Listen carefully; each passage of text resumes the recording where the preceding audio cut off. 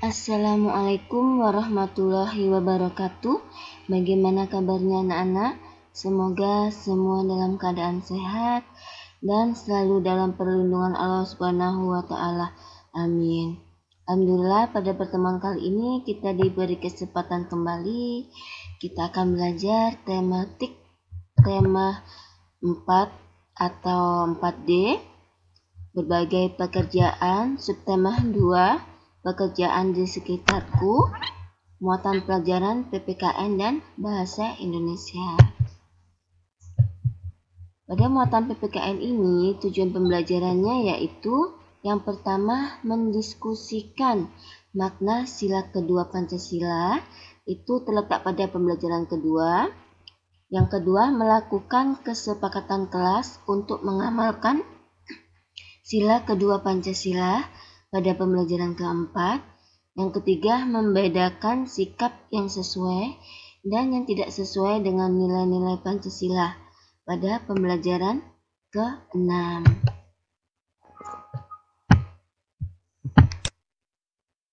Selanjutnya, pada pembelajaran kedua PPKN, pada pertemuan sebelumnya kita sudah belajar tentang simbol sila pertama dan makna sila pertama. Nah, untuk kali ini kita akan belajar tentang hubungan simbol dan dengan makna sila kedua Pancasila. Ini adalah simbol sila kedua, rantai emas ya. Nah, arti simbol pada sila kedua ini bahwa rantai itu tersusun dari mata rantai yang berbentuk segi empat, ini segi empat ya, dan berbentuk lingkaran. Nah, untuk segi empat ini itu untuk melambangkan laki-laki ya. Kalau segi empat laki-laki, sedangkan kalau lingkaran adalah perempuan ya. Dan mata rantai yang saling berkaitan ini ya, ini mata rantai itu melambangkan hubungan antar manusia yang harus bersatu dan bahwa manusia itu tidak bisa hidup sendiri ya, perlu bantuan orang lain atau disebut makhluk sosial. Makanya ini harus saling berhubungan ya, saling satu menyatu menjadi satu ya, satu rantai emas. Nah, bunyi sila kedua yaitu kemanusiaan yang adil dan beradab. Itu artinya apa? Artinya bahwa pada sila ini mengajak masyarakat untuk dapat memperlakukan setiap orang sebagai sesama manusia yang memiliki martabat dan adab. Apa sih makna dari sila kedua Pancasila ini? Nah, maknanya yaitu kita harus mengakui adanya harkat serta martabat manusia. Yang kedua, mengakui keberadaan manusia sebagai makhluk yang paling mulia diciptakan oleh Allah Subhanahu wa taala. Yang ketiga, menjunjung tinggi nilai kemanusiaan dan keadilan. Yang keempat, mengembangkan sikap tenggang rasa, sikap peduli ya, agar tidak berbuat semena-mena terhadap orang lain. Nah, ini adalah contoh atau wujud pengalaman sila kedua Pancasila dalam kehidupan sehari-hari. Yaitu yang pertama, kita harus saling menyayangi sesama manusia. Yang kedua, gemar melakukan kegiatan kemanusiaan, misalkan menolong korban banjir, menolong korban kebakaran ya. Yang ketiga, berani membela kebenaran dan keadilan. Dan yang keempat, saling menghormati dan bekerja sama dengan orang lain ya. Selanjutnya, nah ini adalah sikap tokoh yang sesuai dengan sila kedua Pancasila.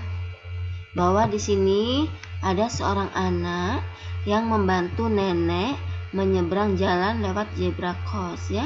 Ini adalah salah satu contoh sikap yang sesuai dengan sila kedua Pancasila. Sikap saling menyayangi, sikap saling tolong menolong ya, sikap saling bekerja sama, itu adalah contoh dari sila kedua Pancasila. sila.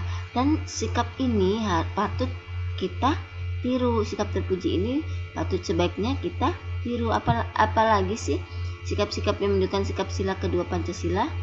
Tadi sudah kita sebutkan ya, banyak ya. Misalkan menolong korban banjir, atau membantu orang tua mengerjakan pekerjaan rumah, atau menolong adik yang jatuh dari sepeda. Itu adalah merupakan sikap-sikap yang menunjukkan sikap sila kedua Pancasila ya. Nah, di sini pada pembelajaran keempat melakukan kesepakatan kelas untuk mengamalkan sila kedua Pancasila.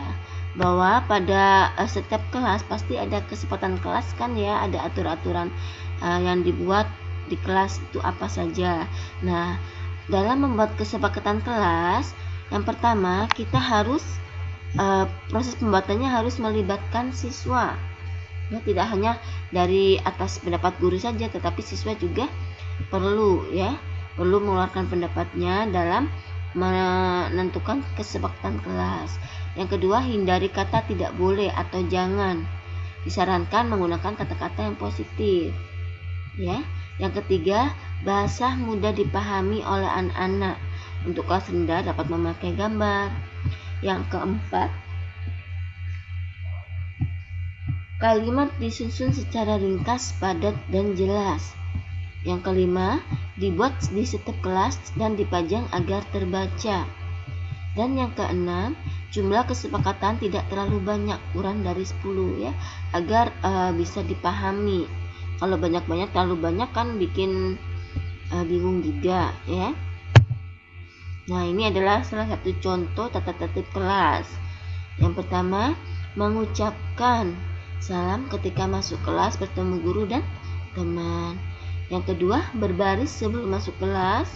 Yang ketiga, berdoa sebelum memulai pelajaran. Yang keempat, memakai seragam dan atribut yang ditentukan.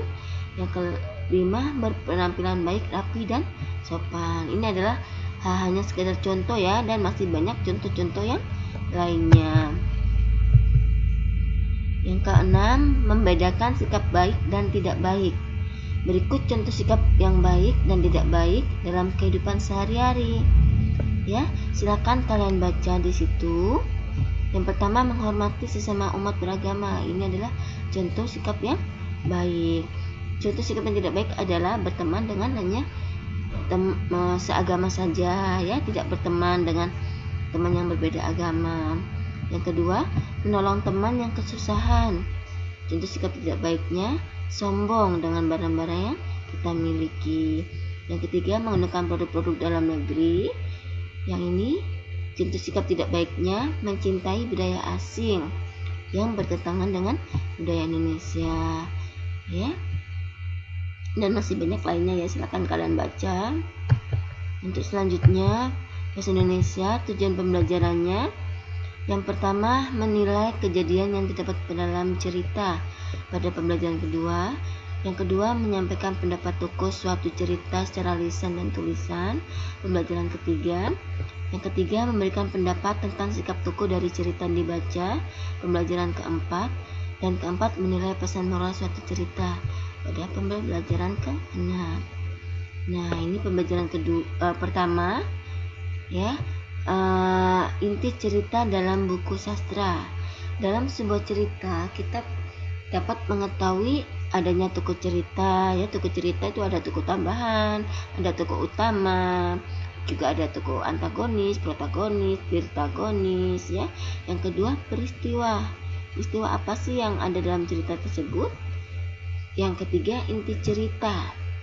Ya, silakan kalian baca nanti ya. Bacalah penggalan cerita mengenai kisah pemuda yang jujur dan pedagang yang curang ya. Di situ disebutkan ini kesimpulannya ya, bahwa tokohnya yaitu ada pemuda, kakek, dan saudagar kaya. Nah, peristiwanya apa? Terjadi kebangkrutan usaha saudagar kaya karena ketidakjujurannya dalam berdagang.